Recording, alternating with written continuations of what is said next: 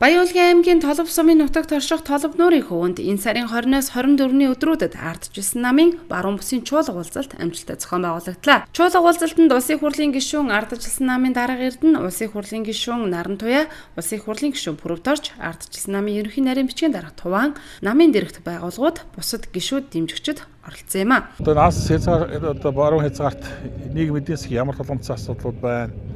Аймагуд өнөөдөр тулгамдж байгаа ямар асуудлууд байна? Ер нь арс намын гишүүд юу бодож юу одоо хүсэж байгааг сонсох зорилгоор тэднээр дамжуул чинь алс одоо баруун хязгаарын ард түмэн юу хүсэж юу сонсохыг одоо хүсэж байгаа юм тийм ээ.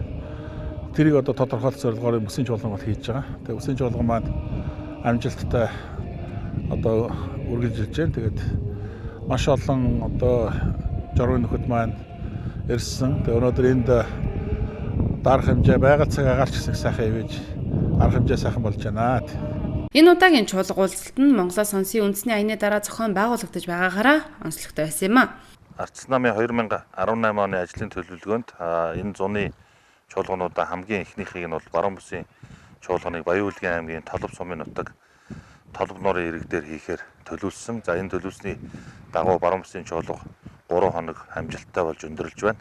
За энэ чуулга уулзалтанд баруун бүсийн 5 аймаг болох Баян улгийн Увс, Ховд, Говьалтай, Завхан 5 аймаг. За дээрэс нь нийслэлийн Баянгол, Сонгон хайрхан гэсэн 2 дүүрэг оролцоод нийтдээ 1000 гаруй төлөөлөгчдийн бүрэлдэхүүнтэйгээр энэ чуулган амжилттай болж зорьсон зорилгодоо хүрлээ гэж намын удирдлагын зүгээс үзэж байна. Чуулганд Увс, Завхан, Ховд, Говьалтай, Баян аймаг мөн нийслэлийн Сонгон хайрхан Баянгол дүүргийн ардчилсан намын хорооны дарга бүхий 1000 гаруй гишүүд дэмжигчид Толб нуурын хөвөнд чууллаа. Бүсийн зөвлөгөө хийж байгаагийн үндсэн зорилго бол ардчилсан нам өнгөрсөн 2 жилийн хугацаанд хийж байгаа шинжилгээний үйл ажиллагаа бодлого үзэл одоо баримтлалынхаа шинжилсэн төслүүдийг нийт гишүүдээрээ хилцүүлж саяхан болж өнгөрсөн ард иргэдээ сонсон гэдэг аяныхаа хүрээнд иргэдээс ирсэн санал бодол төр тулгуурлаж цаашдаа намынхаа хөгжлийг бид яаж тодорхойлох вэ гэдэг энэ зүйл дээр харилцсан санал солилцсон маш амжилттай ач холбогдолтой ийм чуулган боллоо. Цаашдаа ер нь бол ардчилсан нам өөрийнхөө шинжилгээг гүнзгийрүүлэхийн тулд иргэдийн оролцоотой бодлого суурилсан нам болно гэдэг энэ том одоо зорилтоо хэрэгжүүлэхэд энэ төрлийн арга хэмжээнийг олноор ингэж зохион байгуулахаар төлөвлөсөн байгаа. Тэр нам гэдэг бол зохион байгуулалт сахилга бат юм аа. Тэр төв нам, дунд шатны нам бол зохион байгуулалтын ажлыг маш чадамгаар хийж байна. Чуулганы арга хэмжээ бол үнэхээр сайхан сахилга баттай зохион байгуулалттай болсон харагдаж байна. Энэ дээр манай намын одоо өндөр мэрэгжилтэй болсон хүчнүүд ирж лекц, илтгэл, семинар хийлээ. Манай Ховд аймгаас бол нийтдээ 110 орчим одоо төлөөлөгч ирж оролцож энэ чуулганы үйл ажиллагаанд идэвхтэй оролцож семинар, илтгэл бүхий үйл ажиллагаанд одоо оролцсон.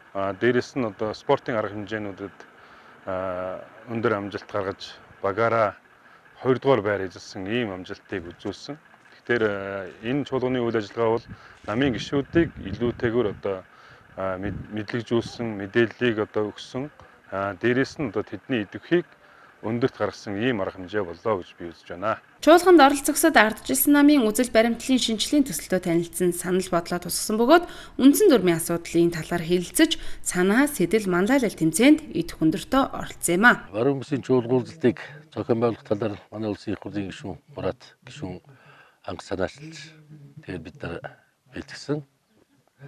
За энэ чуулга уулзалт бол саяхан явагдсан одоо Монголоос сонсын аяны шууд үргэлжил болж явагдаж байна. 15-нд одоо Монголоос сонсын аяны хаалтыг хийгээд 1000 гаруй хүн одоо Толб нуурын ирэг дээр чуулж байна.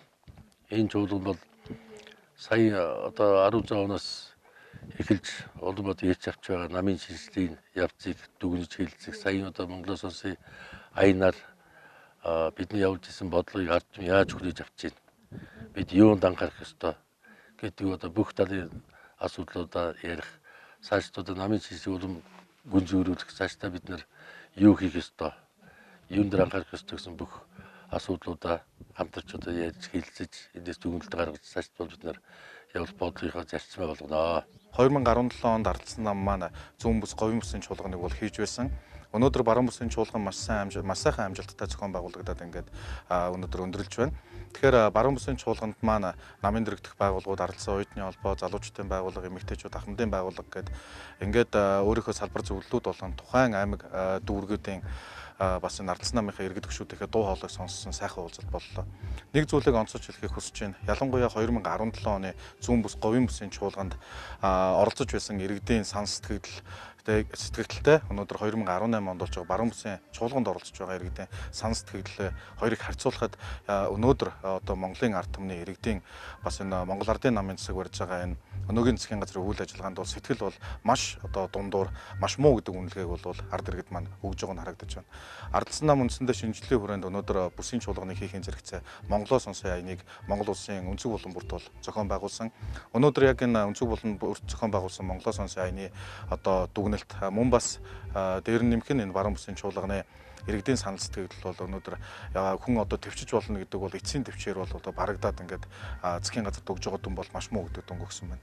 Ардсан намын шинжилгээний хүрээний өнөөдөр энэ уулзалтан дээр оролцож байгаа аймаг дүүргүүдийн ардсан намын ороодын гишүүд маань өөрөө өөрсдөө санал сэтгэлдлийг одоо солилцсон маш үр дүнтэй сайхан уулзалтууд бол болж чадлаа. За ардсан оюутны холбооны зүгээс ч гэсэн цаашид хөдөө орон нутгийн оюутан залуучуудраа чиглэсэн ямар үйл ажиллагаа зохион байгуулах уу гэдгээ хилцэн ярилцсан маш үр дүнтэй уулзалт боллоо гэж ардсан оюутны холбооны хамт олонны зүгээс дүгнэж байна.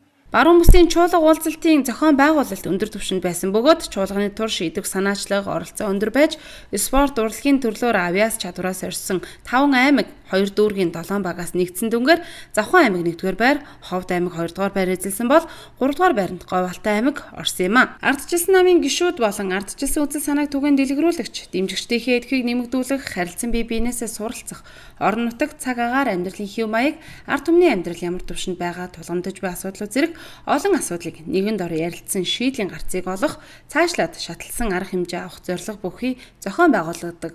Бүсийн чуулган энэ удаад баруун бүсэд амжилттай зохион байгуулагдлаа. Тун утгагүй төвийн бүсийн чуулга уулзалт Өвөр хангай аймгийн Батүлзий суманд болох юм. Тус чуулганд Ар хангай, Өвөр хангай, Дархан уул Төв аймгийн Мөн нийслэлийн Баян зүрх, Налах дүүргүүд оролцох юм байна.